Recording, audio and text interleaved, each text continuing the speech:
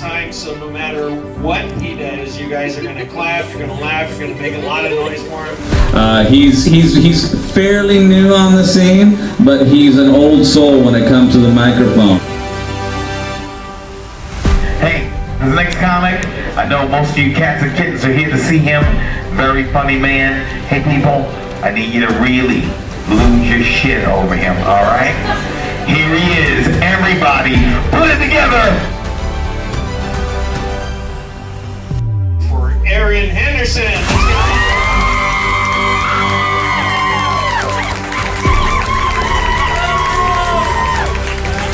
I want you to give it up big and loud for Aaron Henderson.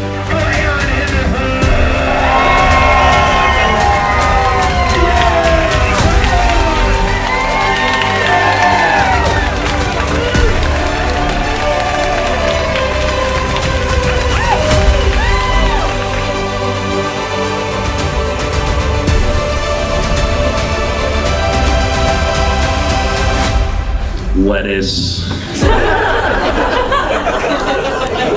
And this guy came up to me a little over a year ago and just first time on stage doing comedy, just hit it out of the park. I want to tell you a story of a young man who overcame his insecurity, who overcame his self-doubt, who overcame his lack of skill, and put in the work and triumphed to become a successful stand-up comedian, who overcame the odds, who fought through adversity, and created a life for himself where he could make others happy, inspire, and provide. But that story doesn't exist yet. The day I uploaded this video is the day I recorded this message. And I've been on stage in the past 9 years one time. So we're going to create this story together. We're going to walk through it, and we are going to see where this journey takes us. All right, we're in the downtown city of Roses, Santa Rosa, stomping grounds, hometown. Repping the home team, even in the loss, you gotta rep them through the good and the bad. I was a fan even when they were 2-14 and they drafted Alex Smith. But anyway, it's not what we're here to talk about. We are here to talk about comedy, stand-up comedy. So about a year ago, a guy who I've met him before, opened this place called the Barrel Proof Comedy Lounge. And I haven't been there yet. Just I'm the ultimate procrastinator, especially when I'm smoking and stuff. So it's been down here for a year plus, and I'm about to go check it out for the first time. So this is where I'll be cutting my teeth. This is where I'll be sharpening the axe. This is where careers will be forged, will be made. So I'm gonna meet Clintonius the Shoe there, and then kind of check it out and see how it goes.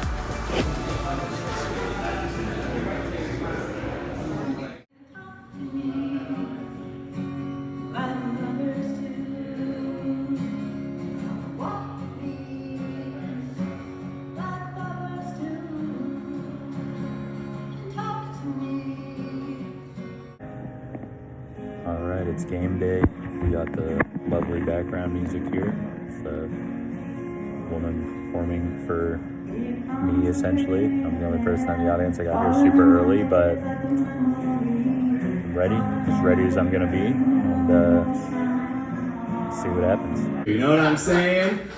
All right, hey, just a quick reminder, you guys, that the food truck out front's gonna be here for another half an hour if you guys want to grab some grub before during the show. But hey, our next comic, this guy hasn't performed here before. He's done it twice before at Hot Mic, but he's ready to have some fun. You guys ready for this? Come on, make some noise. You guys ready for this? Keep it going for Aaron Henderson.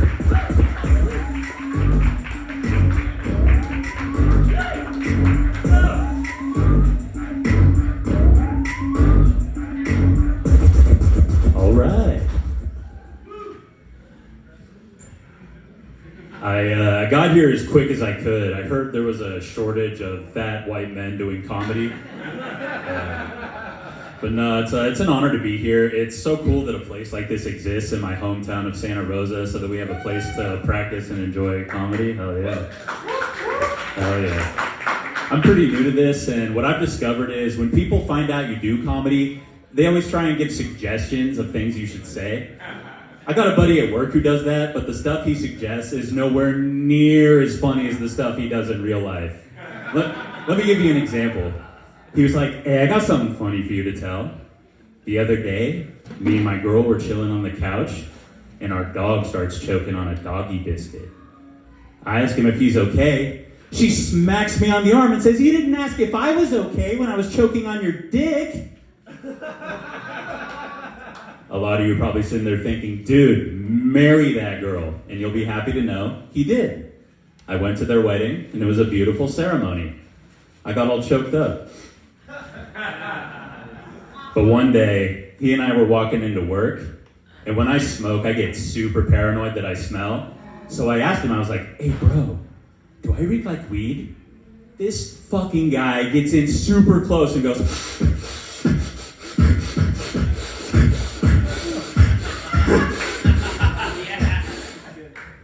no, you're good. I was just standing there wide-eyed like, what the fuck just happened? But I'm not gonna lie to you, I've never felt more confident that I didn't smell in my entire life. But yeah, he's a lucky guy. It can be tough to find love these days. I was talking to this chick. She told me she was in a polyamorous relationship and wanted to add me to her roster because she had never been with a white guy. I was like, Polly want a cracker.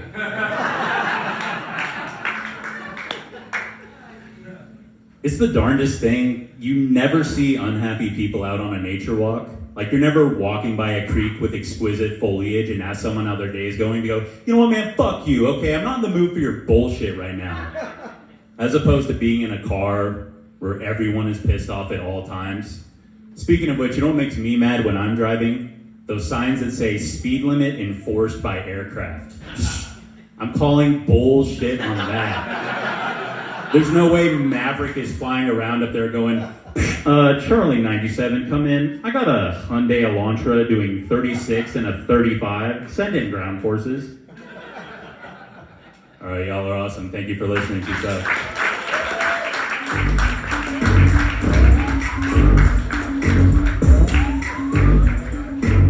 Hey guys, one more time, let's hear it for Aaron Anderson! Well, that was hilarious, but I never want to do cocaine with that guy. Like he was all over the place. He was sniffing things that shouldn't even be there. You know what I'm saying? Like it's like the magical like schizophrenia line. He's like, I'll take 4 of those. That's the part everybody likes. Getting on stage, making people laugh, getting applause, the recognition. That's the part of being a comedian and doing comedy that's appealing. But there's more to the story, obviously. I remember when I was younger, I always wanted to be a prodigy, which I guess is just proxy for wanting things to come easy, wanting life to be easy. I always liked that when I was trying to play poker, that there were these young people out there who just seemed to be naturally gifted at the game and could just cruise to the highest stakes and make a name for themselves because they were better than everybody else. And that wasn't poker for me. I struggled for a long time.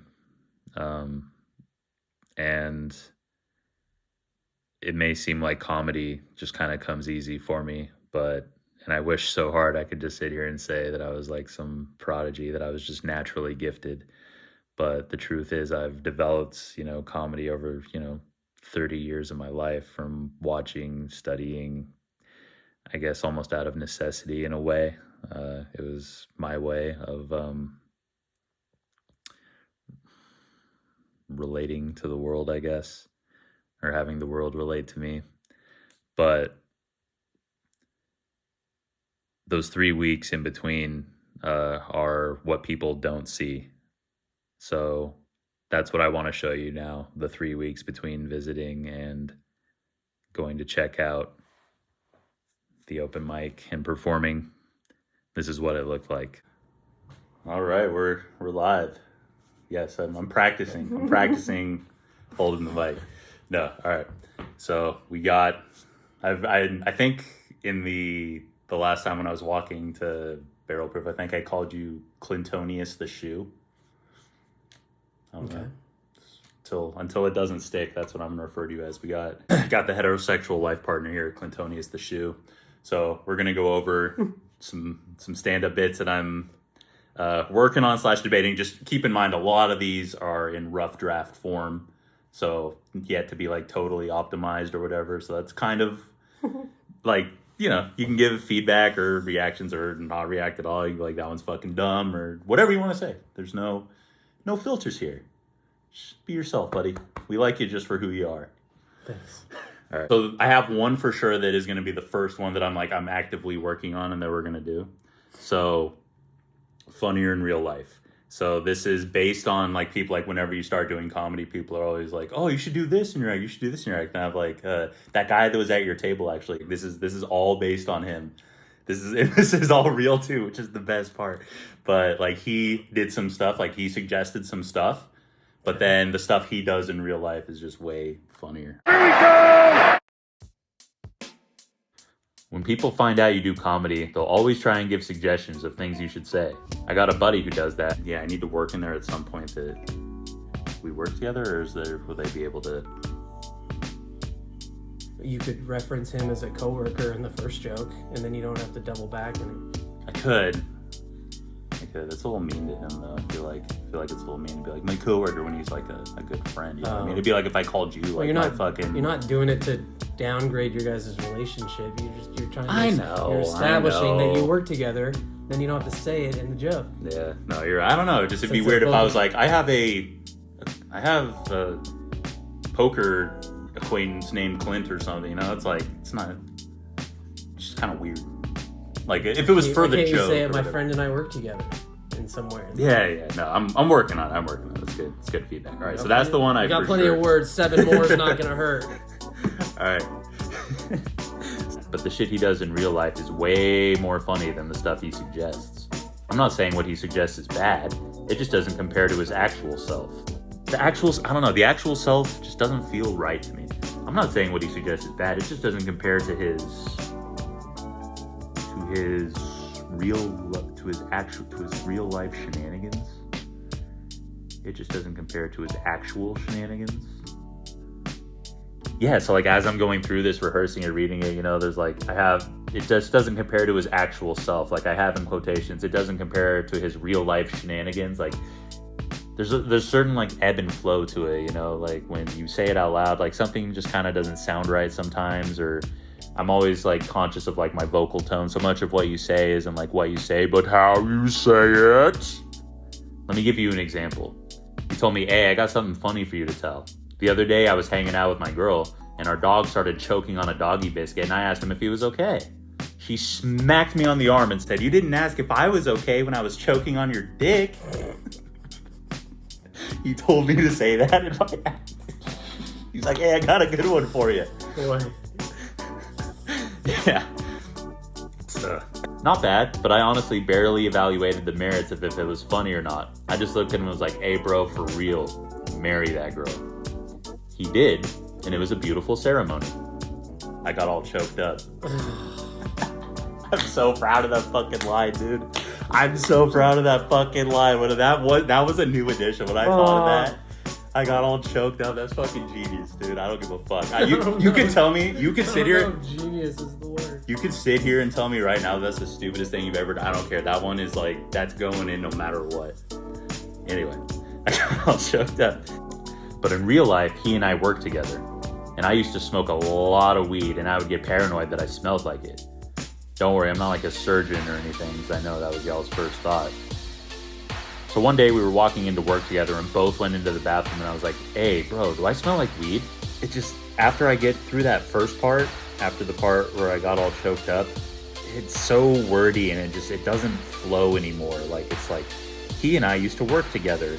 And one day we were walking into work and I used to smoke a bunch of weed and I would get paranoid, it's too much. The only part that I'm a little iffy on it with the wording is like this part right here, that he and I work together and I used to smoke a lot of weed and I would get paranoid that I smelled like, I don't know, I feel like there's a better way to say all this, but I'm working on it. I don't know, just maybe I'm overthinking it, but I feel like the rest of it I like. It is a little wordy. It is a little wordy. I tend to be a little wordy sometimes. You could even just go like, when I smoked a lot of weed, I would get paranoid that I smelled like it. This fucking guy gets in super close to me and goes,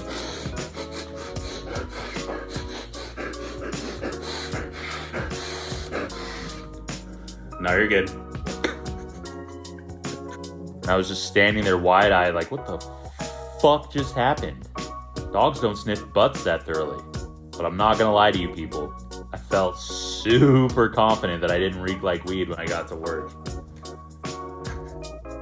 That really happened, by the way. I believe it. Knowing you, yeah. No, I can see that. Knowing me, what the fuck did I do? You're constantly stoned. Yeah, but it's the interaction is supposed to be like, hey, do I smell like weed? No, you're good. That wasn't the part I meant. Yeah, knowing you, yeah. Someone sniffed you down.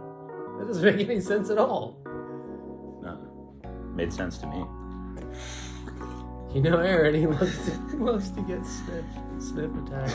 I didn't sit down and just like write this all in like one sitting. Like these, you know, a joke kind of starts with like a premise or like something you notice in real life. So that's where it started, is like people always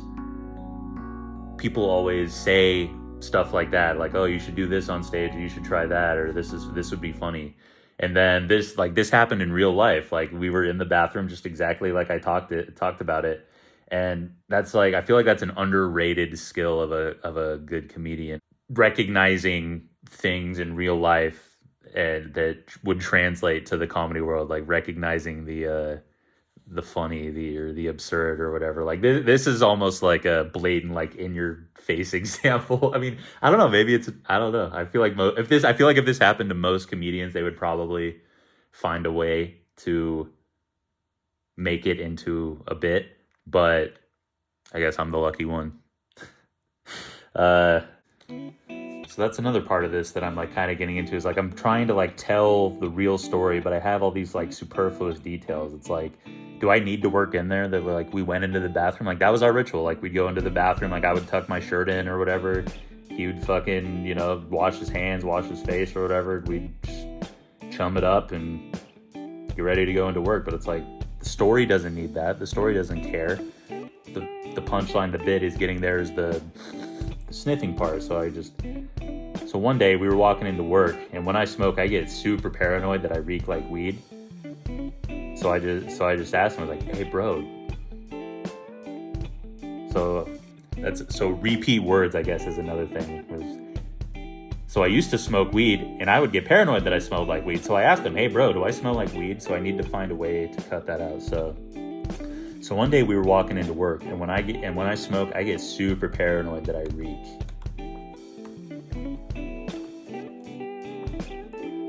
So I'm cutting out this, and we both went into the bathroom part. I get super paranoid that I weak. I get super paranoid that I weak. So one day we were walking into work, and when I smoke, all right, so here's what I landed on. Beautiful ceremony. I got all choked up.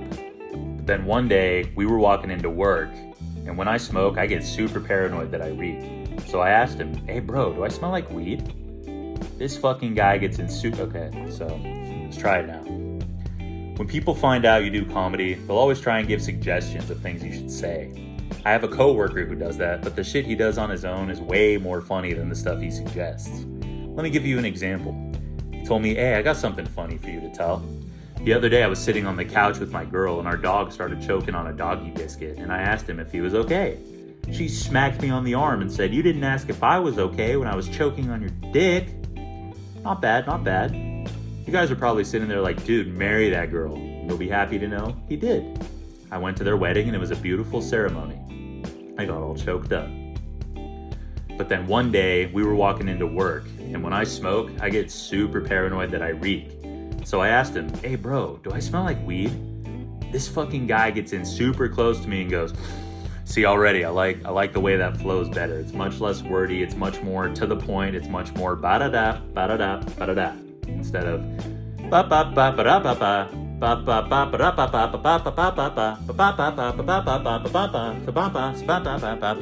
Yeah, it's much more efficient, I guess.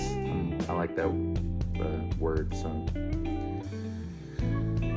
yeah, this is the life. This is the life of a comedian right here. Just me and my fucking cabin style looking office house thing, and just trying to optimize for the giggles, you know.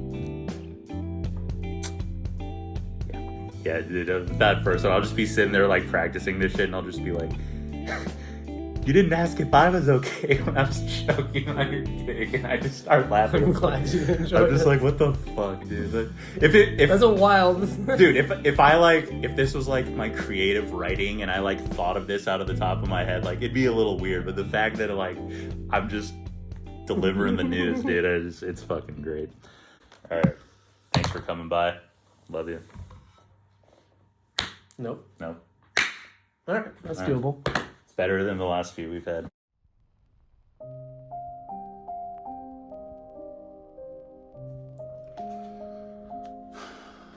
This is what the days look like. This is the grind. When people find out you do comedy, they'll always try and give suggestions of things you should say. I got a coworker who does that, but the stuff that he suggests is nowhere near as funny as the stuff he suggests in real life. Let me give you an example. He was like, hey, I got something funny for you to tell. The other day I was sitting on the couch with my girl, and our dog started choking on a doggy biscuit. She asked him, fuck. Ah!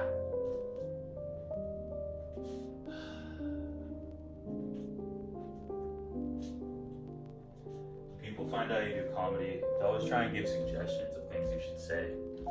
I got a coworker who does that, but the stuff that he suggests is nowhere near as funny as the stuff he does in real life. Let me give you an example. The other day, motherfucker, dude. People find out you do comedy, they always try and give suggestions of things you should say. I got a coworker who does that, but the stuff he suggests is nowhere near as funny as the stuff he does in real life. Let me give you an example. He was like, hey, I got something funny for you to tell. The other day, me and my wife, fucking hell, dude, fuck. Whew, alright. People find out you do comedy, they always try and give suggestions of things you should say. Alright, so we're 5 days away from the first open mic performance. Feel pretty good. Got a solid 3 minutes together. Got it relatively memorized, but I'm still making adjustments as I go along. You always want to be making small optimizations as you go along. Try out different word choices, different things. The one I'm focusing on today. So there's a part where I have a joke about speed limit enforced by aircraft signs, and there's a part where it just says like, there's no way there's an airplane flying around. And I'm sure he's not like, I mean, I know he's not the first or only person who said that, but it's the one that pops into my mind. There was an interview with him. There's a part where Bill Burr says that the more like specific you are, the more kind of detail you give in a thing it adds to the funny.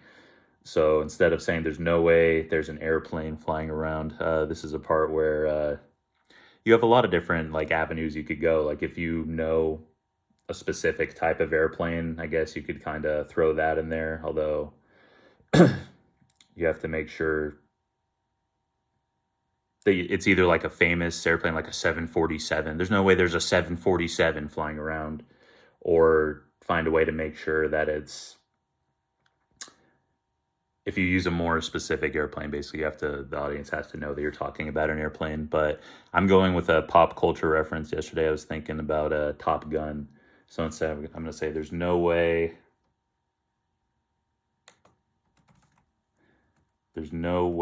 Maverick from Top Gun is flying around up there going, and then finish out the bit. So yeah, I have papers, and then I have stuff, other papers that have the same 3 to 5 minutes, but each time there's like word changes. Like in one joke, I was talking about being in nature, and I was talking about being by a river, and I changed it to creek just because it's more local. There's more creeks around than, I feel like if you're by a river, you're more like out in nature. And the joke was about me being out on a walk and being in nature. So it's like by a river doesn't really make a ton of sense unless you're like out on a hike. So just always thinking of little things like this. And the thing about these small little optimizations, and this isn't just for comedy, this is a life thing too, is that they don't go anywhere. Like the reason all these small optimizations add up over time is because like I've made this change, and it's not like I put it in there and it's a little bit better and then after it's done it goes back down. These small changes that you make in your life add up over time, and they compound over time is the word I'm looking for. So always be making these small little changes, and it may not feel like much, but even if you're just making one little part of one little joke just a little bit tighter, a little bit crisper, a little more enthusiastic, a little more descriptive, a little more funny, one small optimization isn't going to be the difference. Just like, getting a paycheck and putting $100 away isn't going to make you rich. But if you do that every week over time and compound that in a mutual fund or have it grow over time, then you're going to get to where you want to be, essentially. So I'm still, even though it's coming up in a few days, I'm still optimizing, I'm still working on it.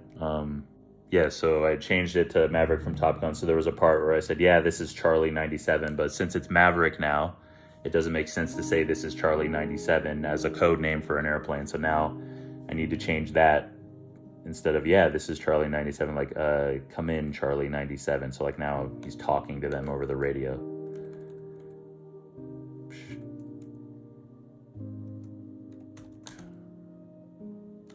Come in, Charlie. So I'll keep working on it, and if it doesn't sound right when I go over it, I'll retool it. But just wanted to get something like this out there.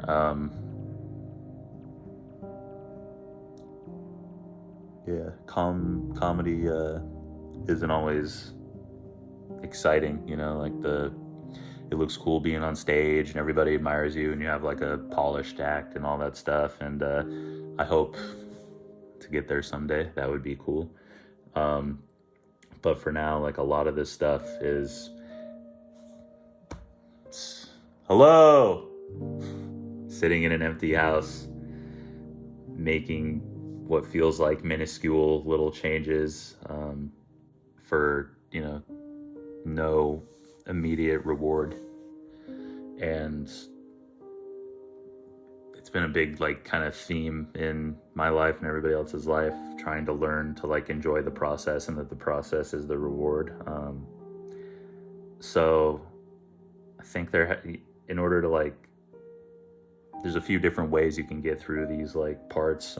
Having a love for what you're doing, just doing it because it's what you love to do, is obviously the best and most sustainable way.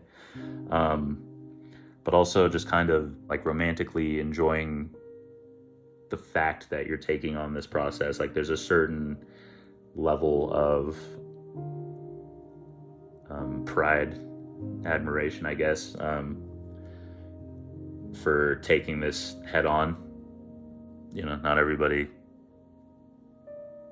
wants to sit in silence and go over all this stuff all the time and practice it and subject themselves to criticism.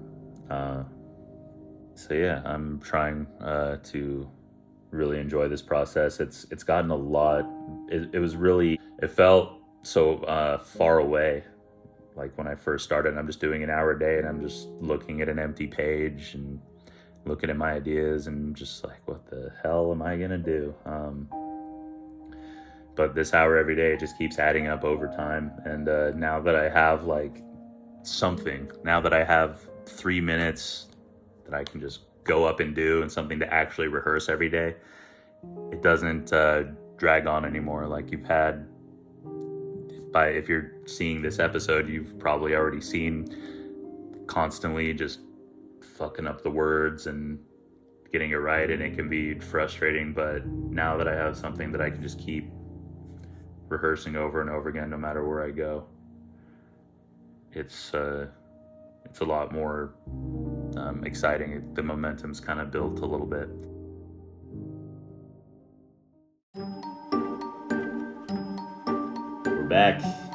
We're back. So, what are we doing today, buddy? I think we're going over a little stand-up set. Yeah.